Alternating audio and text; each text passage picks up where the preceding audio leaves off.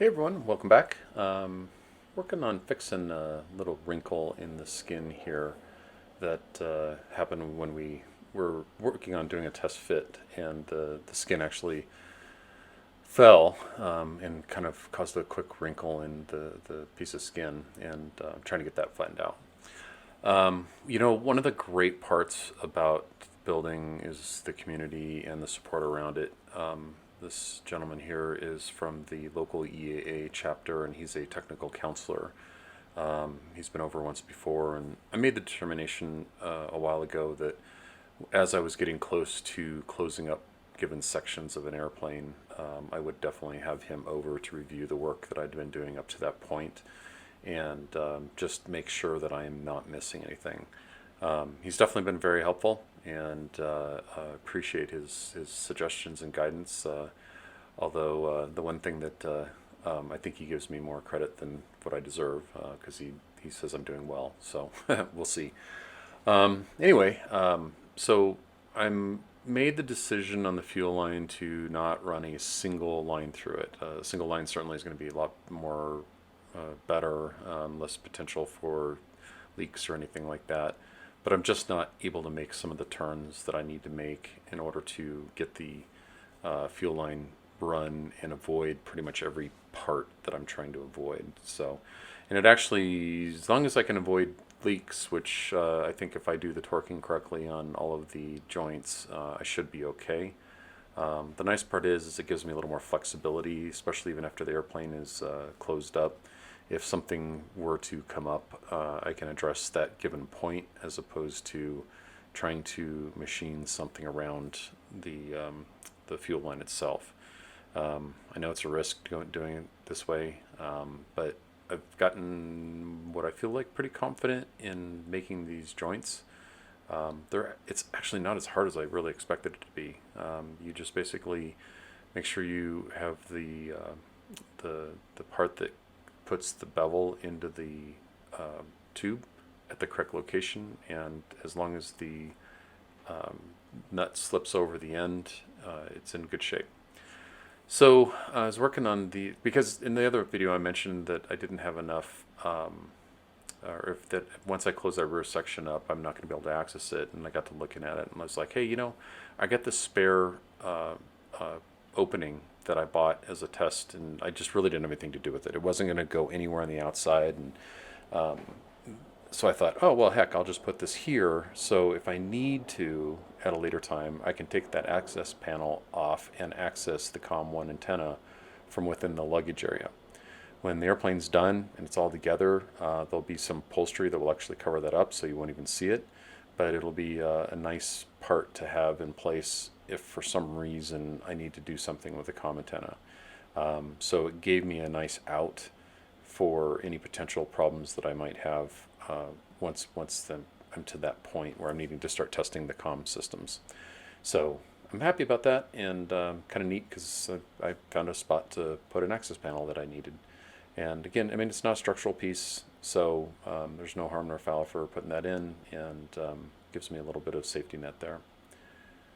So the only bad part is that the insulation on that is really sticky, so getting that off is a bit of a challenge.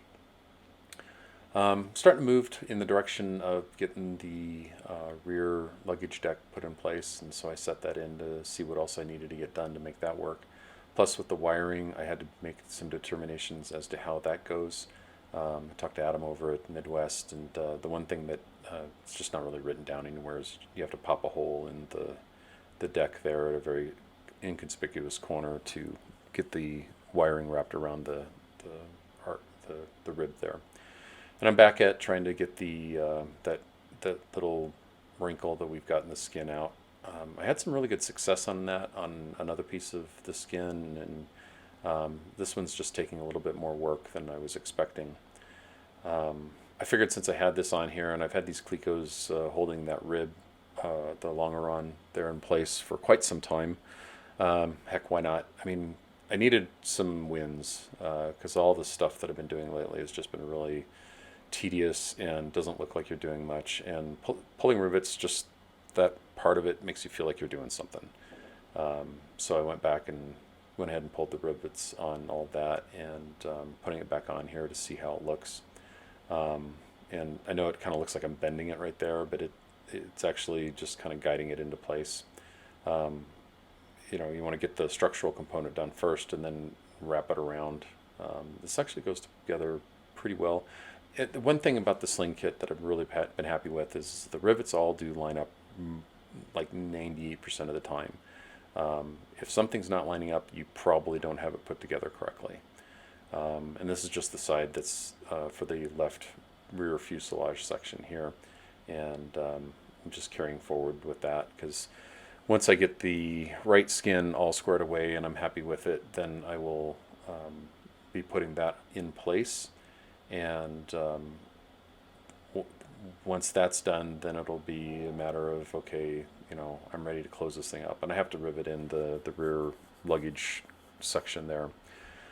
The one thing that kind of bugs me again about the manual is the little bit of the order. That picture that I just showed you there was from the finishing kit, as was this one.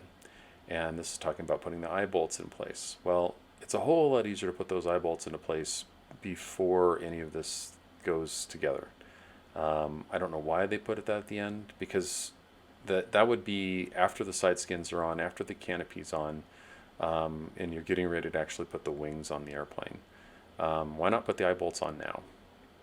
And so anyway, the technical counselor still thought I had some more work to do with getting the control free or moving smoother.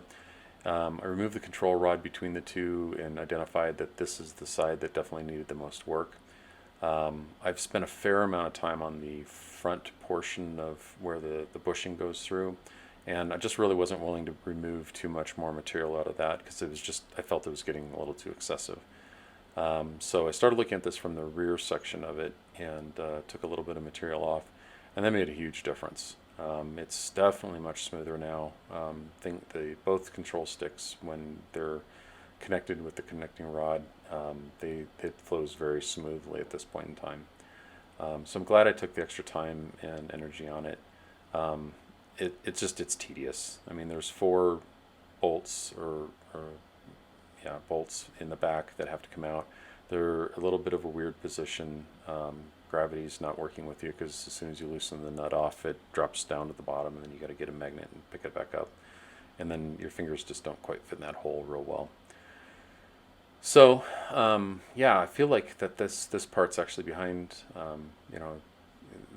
Some of this is just looking at it and trying to figure out, okay, well, what's the next step? What's the next contact point? So back to the back of the seat.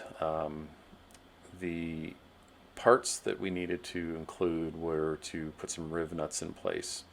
And I figured, well, if we're going to do those, we're going to go ahead and get a whole bunch of Rivnuts done. We did that. I pulled the rear luggage bench out because that needed a whole bunch. And this is the section right here that I needed to go around. I just skipped over that when I was working on it, and it was intentional. Wasn't ready to do that part yet. But this is good because now we can work through and we can get all of the Rivnuts pulled all at the same time, make all the epoxy mess that we need to.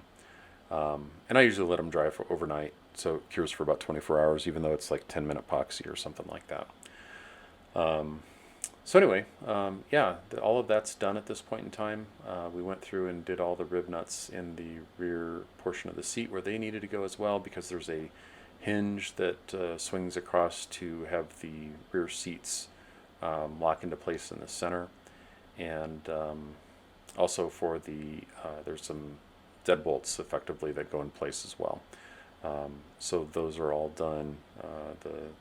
And we kind of dry fit everything together. In the instructions, it actually says not to put the rear plates in until the upholstery goes on, but I just put them together just to keep everything together at this point in time.